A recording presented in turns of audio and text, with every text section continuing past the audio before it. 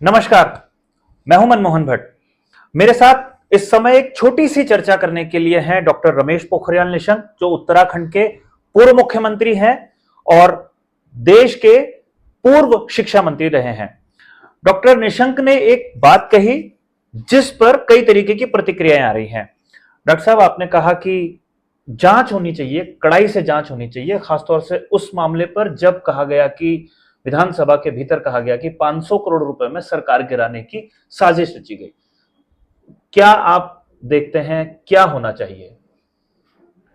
नहीं, जो विषय सामने आया कि विधानसभा में ये बात निकल कर के आई कि 500 करोड़ रुपए में सरकार को गिराने की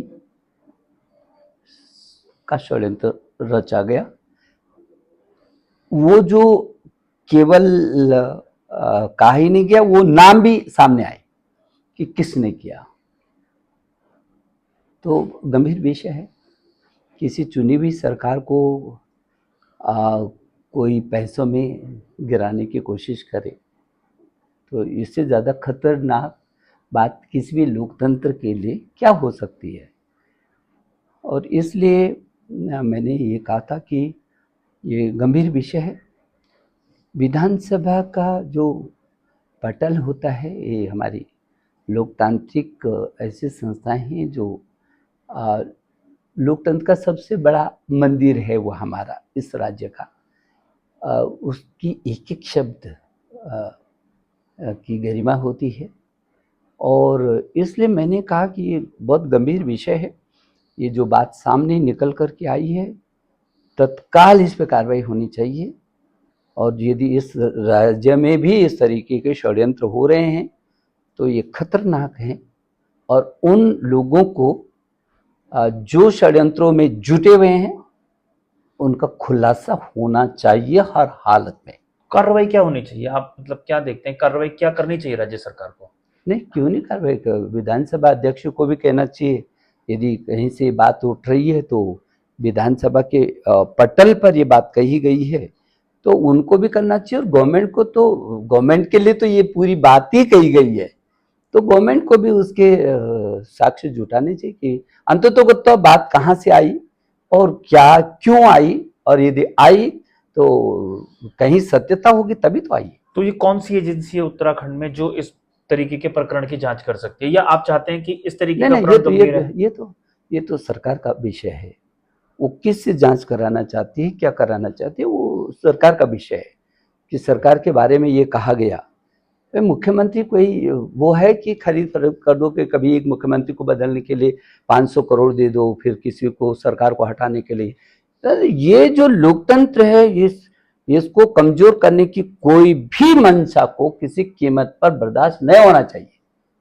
तो इसलिए ये तो गवर्नमेंट का अपना वो है कि वो क्या करे, लेकिन गंभीर विषय है क्योंकि सामने विषय आया है तो इसकी परिणति तक जरूर पहुंचना चाहिए। क्या यह संभव है कि 500 करोड़ रुपए में सरकार की खरीद फरोख्त हो रही होगी? कोई आशंका अगर कोई जता रहा है तो संभव है ये बात? नहीं, मैं ये कह रहा हूं कि बोल दिया ना, बोल दिया और सदन के पटल पर बोला गया है। आपकी किसी की बातचीत हो रही एक विषय है।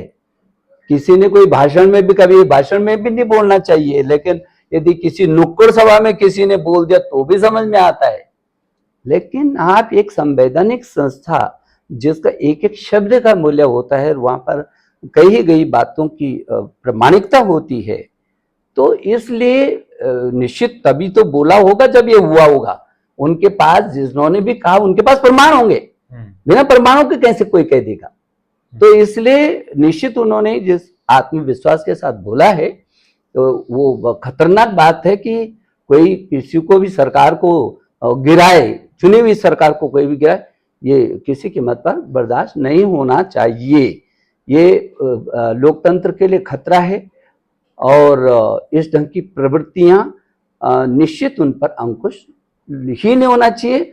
उनके खिलाफ जितनी कड़ी कार्रवाई हो सकती है उतनी कड़ी कार्रवाई होनी चाहिए। अगर सरकार को जांच करनी है तो जिन्होंने कहा है, विधायक उमेश कुमार, पहले उनसे पूछताछ करनी पड़ेगी, फिर उन कड़ियों को जोड़ना पड़ेगा। मुझे लगता है ये तो सरकार का अपना काम है कि वो क्या कर रही, सरकार का। और विधानसभा अध्यक्ष यदि महसूस करते हैं कि हाँ उसके उनके सामने कोई बात आई है और अब जनता भी चाहती है कि बताएं, क्योंकि ये जो लोकतंत्र है, जनता के द्वारा चुने हुए प्रतिनिधि वहां पर होते हैं, वो गवर्नमेंट होती है और विधिवत वो चीजें वहां पर चर्चा होती है।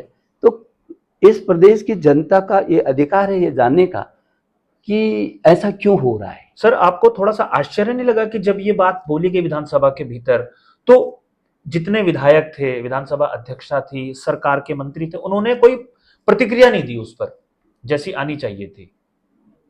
नहीं दी होगी, ऐसा नहीं है, ऐसा नहीं है कि नहीं दी होगी, प्रतिक्रिया दी होगी, लेकिन अब विधानसभा का अपना एक वो है, गरिमा है कि किसको बोलना है, तो वहाँ ऐसा नहीं कि किसी ने बोल दिया तो वहीं हो हल्ला मचना शुरू हो गया, तो ये होगी प्रतिक्रिया लोगों ने, ऐसा नहीं कि नहीं की होगी।